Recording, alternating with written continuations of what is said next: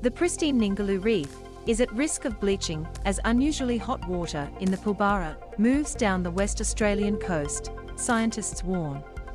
Key points: coral bleaching could occur in the next 8 weeks. Coral bleaching could occur in the next 8 weeks. Water temperatures are 1 or 2 degrees higher this year. Water temperatures are 1 or 2 degrees higher this year. By 2049, bleaching is forecast to occur annually. Heat stress maps show the risk of coral bleaching is at the highest alert level due to hot water temperatures over the next 8 weeks. The maps are based on satellite imagery from the United States-run National Oceanic and Atmospheric Administration. It comes after this month's widespread and severe bleaching event at the Great Barrier Reef, and has left researchers, Exmouth locals and tourism operators holding their breath. Bureau of Meteorology map shows high sea surface temperatures in the Ningaloo area. Australian Institute of Marine Science coral reef ecologist James Gilmore said the US data and Australia's Bureau of Meteorology sea surface temperature measurements showed temperatures 1 or 2 degrees above normal for this time of the year on the Ningaloo coast, a World Heritage Site.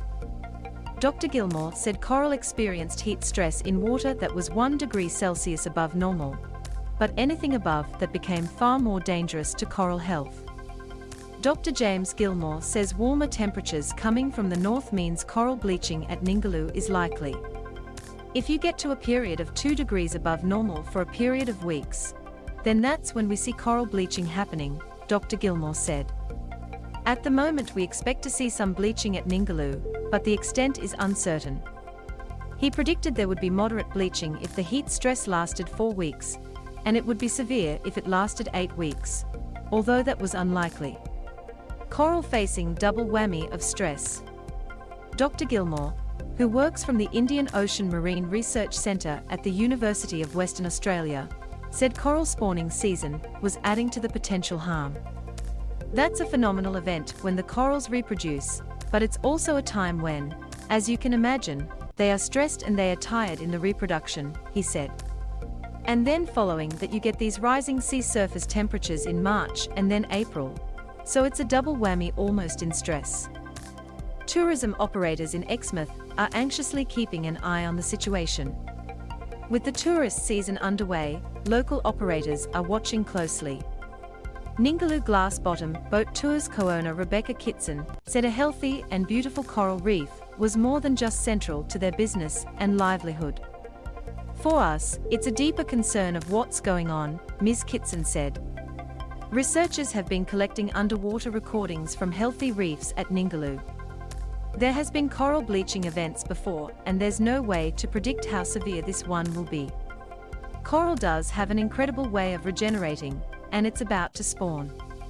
My understanding is that as long as it's not over an extended period of time, it can recover.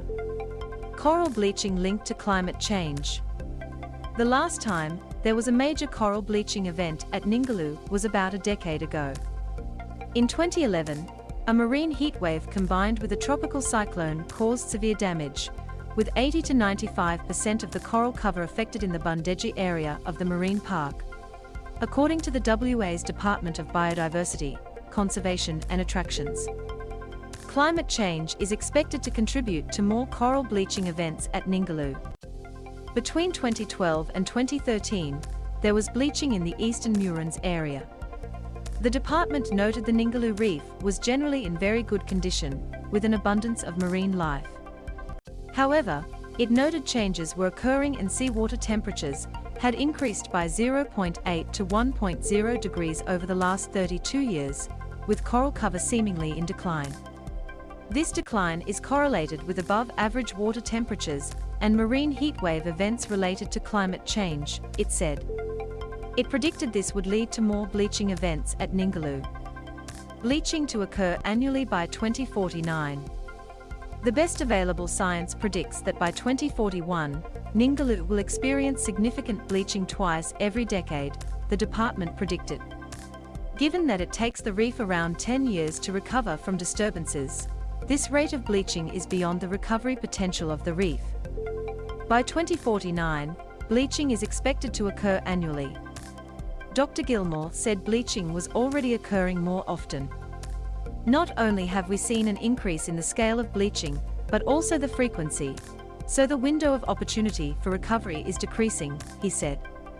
Sarah Ellis from Ningaloo Discovery, which takes people swimming with whale sharks, said action was needed now. Sarah Ellis says lessons could be learned from what has happened to the Great Barrier Reef. If you look at what's happened on the Great Barrier Reef, and we're so lucky at Ningaloo Reef that it hasn't had any of the impacts of that nature yet, we've got time to do something about it, she said. It would be really nice to see a bit more effort from everyone to try and put a stop to that as much as we can. Scientists seek solutions. Dr. Gilmore said reducing carbon emissions, which were causing the ocean warming, was essential. Beyond that, it was vital to understand the resilience of the reef, with his work partly focusing on how different corals reacted and adapted to heat stress. Scientists undertaking heat stress experiments on the Ningaloo Reef. That variation is one of the main things we're trying to understand and study now. Not all corals bleach as badly as others, not all spots on a reef bleach as badly as others, he said. If we can understand that natural adaptation, which usually happens over thousands of years, but we need to implement over decades, then we may be able to aid the process of adaptation. So we can then look at active interventions and potentially even restoration activities that may become useful until the point at which we can slow these temperature increases. The experiments are aimed at seeing how different corals react to heat stress. Paul Gamblin, director at the Australian Marine Conservation Society, said at the same time it was important to ensure there were no extra stresses on the reef. What we need to do is translate that concern into action, and part of that is to remove local pressures from the stressed environment, he said. To not allow industrialization, to reduce overexploitation, to relieve the stress, the local stresses of these incredibly fragile and important ecosystems that are facing such a challenging future.